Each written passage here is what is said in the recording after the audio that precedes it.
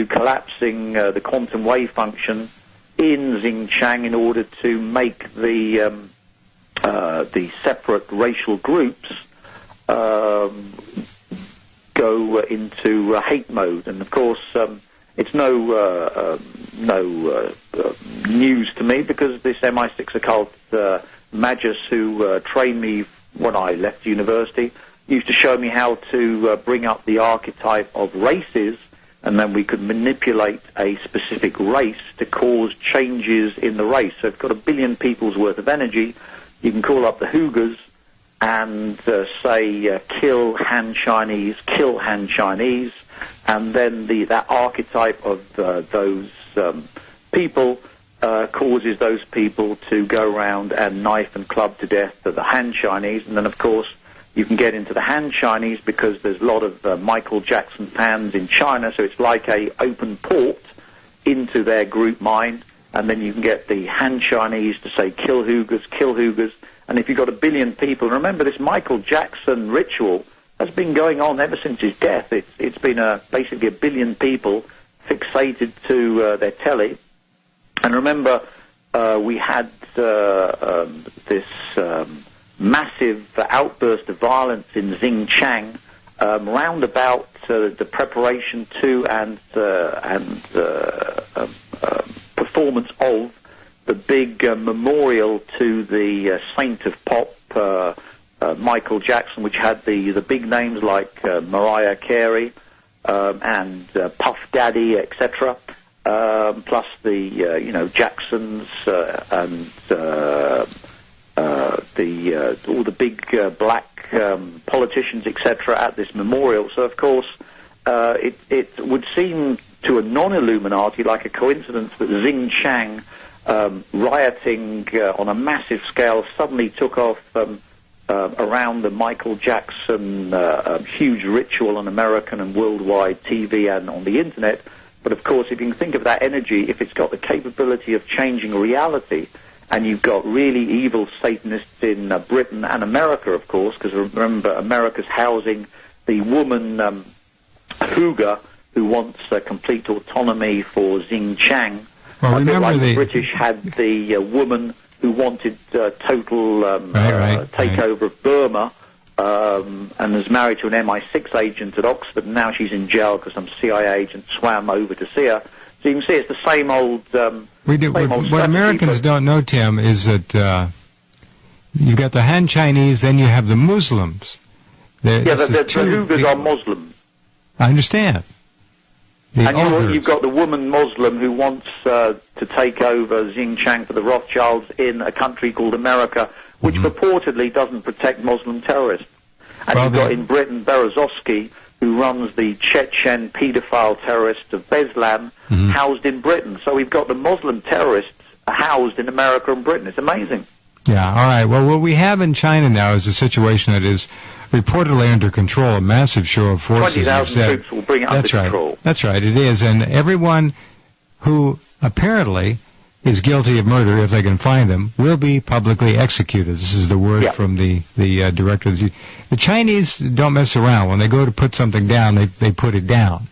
And this is being put down. But it is a Muslim versus Chinese issue, primarily. I'm not sure of the ultimate goal of upsetting this region. It is on the western edge of China. But well, it's brilliant for the West, because the more trouble they can cause China, the better for the West. And, of course, it's got lots of oil and gas, and the Rothschilds would love to have Xinjiang separate and part of their Western Zionist empire. It's not going to work. The Chinese are not about to give it up. So a lot of people may die yet. We don't know. All right, we've got another half an hour to go with Tim. That was quite an eclectic, unusual hour, to be sure. There's a lot going on here in the full range of human and partially human spectral activities on this planet and off. When we come back, we'll touch on some geopolitical issues with Tim as well in just a few minutes. Okay, hour number 2. I'm Jeff Rense with Tim Rifat, who is with us almost weekly, 3 times a month at any rate, talking about all kinds of things. All right, Tim, I had some email today asking if you would comment on the latest from North Korea. As you know, South Korea under some kind of a cyber attack. Could be a false flag attack to try to make North Korea look worse.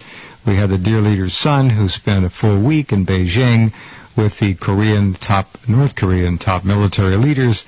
Obviously, they weren't playing, well, whatever they play in North Korea, and Beijing. They were there on serious talks. So tell me what you think about the situation now. Nothing really ugly happened on the 4th of July. Hawaii wasn't nuked.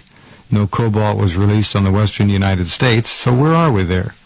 No, we're into the red line of the Abraham ritual, which is why I'm so interested in geopolitics, which is all about, if you can't do it using the first two methods, you go to the red line of the Abraham ritual, which is spilling as much blood as possible, which means world war.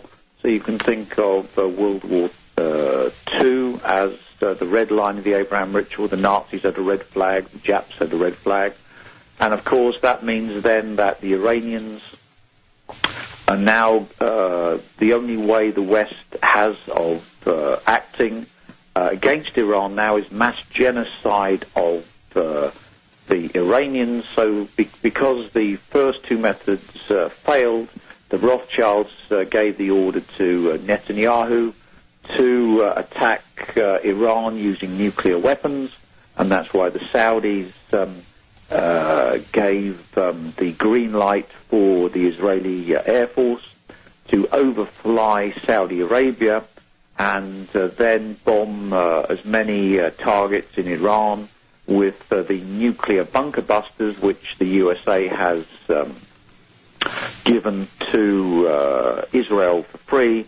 So that definitely is now the only plan in town, and you can't really understand it unless you understand the occult background. So we go now to North Korea. Why is North Korea so important to the Rothschilds and the West? Well, because North Korea has nuclear weapons, of course, but North Korea can supply nuclear weapons to Iran. So Iran could build a Cobalt-60 H-bomb. It could also give Iran Typho Dong missiles so that Iran could hit Britain with a Cobalt-60 H-bomb. You just need one of them. So, of course, we must now have Iran closed down completely, all its ships stopped.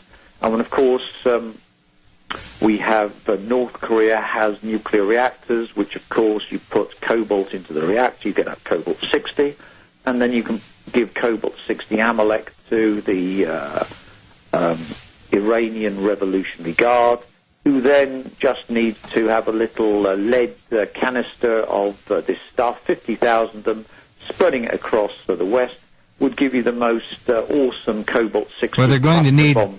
Aren't they going to need passports to spread across the West? Not at all, because luckily, thanks to the Rothschilds, who wanted to homogenize the West and brought in all these blacks from sub-Saharan Africa, we've got open borders. And if you drive from Turkey through Bulgaria, Romania, you can just drive through without any sort of... oh, really? Just so it's straight on? Yes, it's totally porous. I see. And, of course, Britain has regular illegal immigrants jumping on the back of lorries.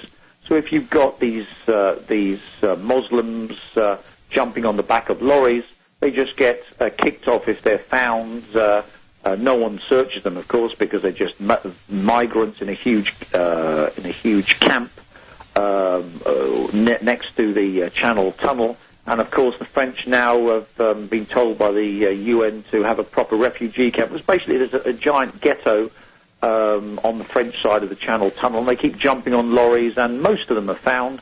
But, of course, you can see the implications for smuggling across little canisters of Cobalt-60 into Britain are really quite high, and that's just ignores freighters with little rubber dinghies and little people roaming ashore at the dead of night. And if you've got 50,000 of them, it's impossible. You've got porous borders in America. So, in fact, this is the weapon system of choice. Forget nuclear missiles, just carry a little lead cannon. If you've got 50,000 little lead cans, and one lead can can kill 1 million people, you can, guesstimate